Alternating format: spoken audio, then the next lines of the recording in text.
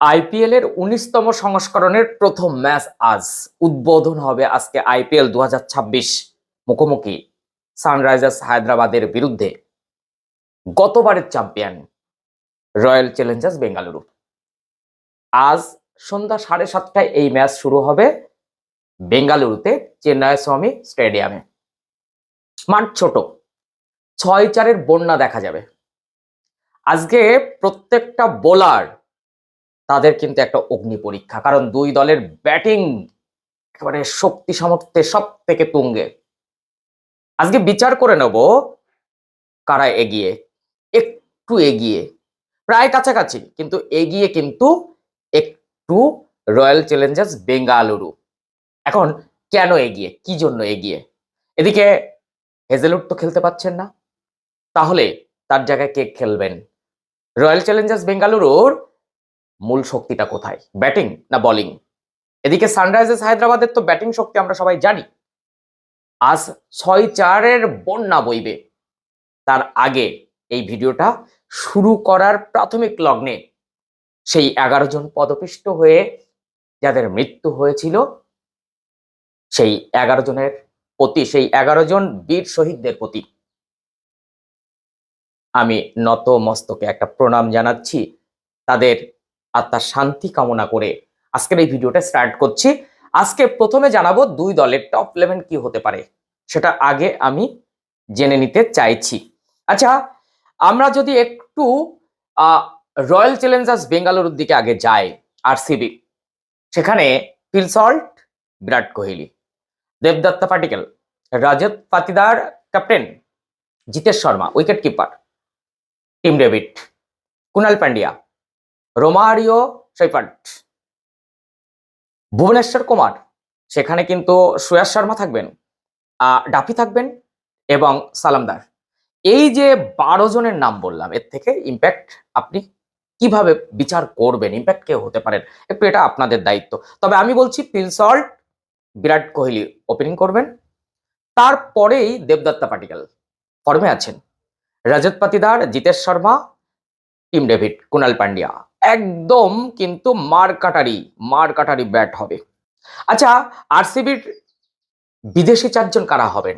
Phil Salt must, সেখানে আজকে Duffy আসবেন, যেহেতু হেজেলউড নেই, বোলিং সাইডটাকে একটু একটু পোক্ত করতে হবে। আর টিম ডেভিড থাকবেন, সেই সঙ্গে রোমারিও শেফার্ড। ব্যাস, এই টিম আমি বলবো আজকে ভুবনেশ্বর কুমারের নেতৃত্বেই কিন্তু চলবে। কারণ শ্রেয়াস শর্মা ভালো স্পিনার, কিন্তু এখনো অভিজ্ঞতায় সেই জায়গায় নেই যেখানে কুনাল পান্ডিয়া অনেকটা এগিয়ে। ফলে কুনাল পান্ডিয়া আর শ্রেয়াস শর্মার স্পিনার জাদু একটা থাকবে, তাদের মধ্যে স্পিনার একটা জাদু থাকবে। ভুবনেশ্বর কুমার, ডাফি, এই যে ৪ জনের আমি নাম বলে দিলাম, তার সঙ্গে টিম ডেভিড দিয়ে একবার হাত ঘোরাতে পারেন।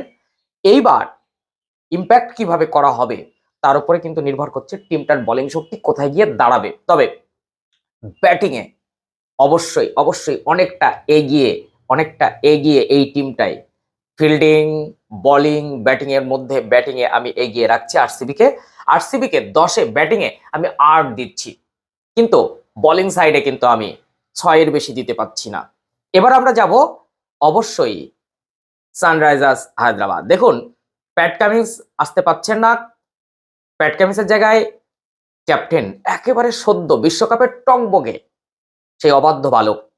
আজকে ঈশান কিষান কেমন ক্যাপ্টেন্সি করে সেটাও কিন্তু দেখার। তবে টিমটা ঠিক এরকম হতে চলেছে: অভিষেক শর্মা, ট্রাভিস হেড, ঈশান কিষান অধিনায়ক, wicket keeper Heinrich Klaasen, Nitish Kumar Reddy, Livingstone, Aniket Varma, এরপরে হর্ষল প্যাটেল, জয়দেব উনাদকাট ফর্মে আছেন, শিবম মাভি,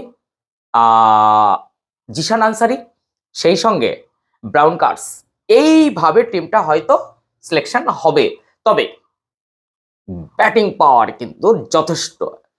অভিষেক Sharma, Travis Head, Ishan Kishan, Heinrich Klaasen, Nitish Kumar Reddy, Livingstone, Aniket Verma, না, বেশ ব্যাটিংয়ে কিন্তু আমি 8.5 দিতে পারবো, বা 9 দিলেও ভুল নেই, যেহেতু ট্রাভিস হেড, অভিষেক শর্মা, ঈশান কিষান রয়েছেন, আবার হেনরিক ক্লাসেন রয়েছেন, সেখানে 9 দিলেও ত্রুটি নেই। তবে বোলিং সাইডটা নিয়ে কিন্তু বেশ ধুঁকতে হবে এসআরএইচ কে। তবে এরা তো প্রথম থেকেই ধরে নিয়েছে যে আমাদের দুটো কাজ, একটা হচ্ছে আমাদের দলের মালকিন যথেষ্ট সুন্দরী আর আমাদের ব্যাটিং যথেষ্ট স্ট্রং, ফলে আমরা চ্যাম্পিয়ন হয়ে যাব। এইভাবেই টিমটাকে সাজিয়েছে সানরাইজার্স হায়দ্রাবাদ। তবে সব থেকে বেশি টাকায় বিক্রি হওয়া আরসিবি, তাদের মালকিনও কিন্তু যথেষ্ট যথেষ্ট সুন্দরী। তাই আজকে মাঠে শুধু ব্যাট বলের খেলা হবে না, সেই সঙ্গে সঙ্গে একটু গ্যালারির দিকেও কিন্তু দারুণ খেলা হবে। ক্যামেরার অ্যাঙ্গেলগুলো লক্ষ্য করবেন।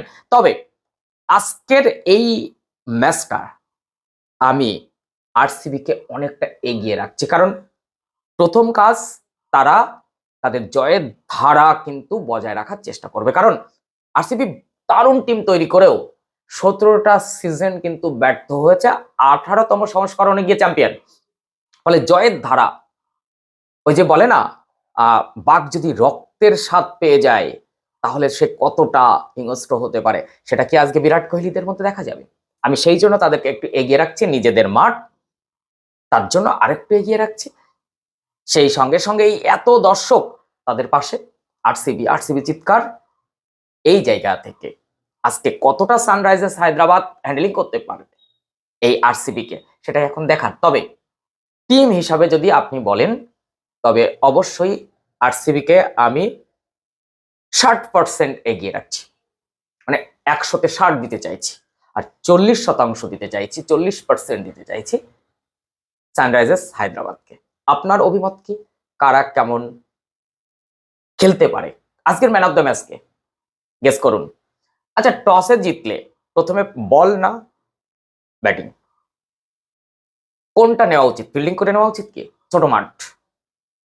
তাহলে অবশ্যই অবশ্যই 240-45 রানকে, হ্যাঁ এই মাঠে কিন্তু 220-র নিচে রান আসবে না এটা মনে হচ্ছে। তবে যে টিমই টসে জিতুক আগে তারা ফিল্ডিং করবে, ব্যাট করবে না। কারণ চেস করতে গেলে সুবিধা হবে একটা জায়গায়, কারণ মাঠ ছোট।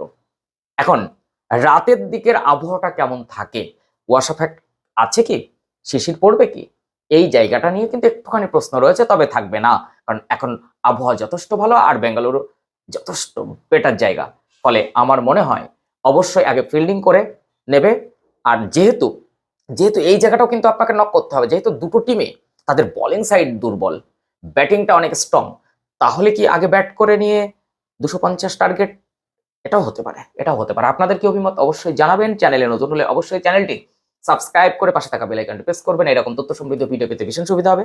সেই সঙ্গে সঙ্গে বলবো, ফেসবুক থেকে দেখলে একটু ফলো দিয়ে রাখবেন, নিয়মিত আইপিএল ক্রিকেট যাবতীয় খবর এখান থেকে কিন্তু পেয়ে যাবেন।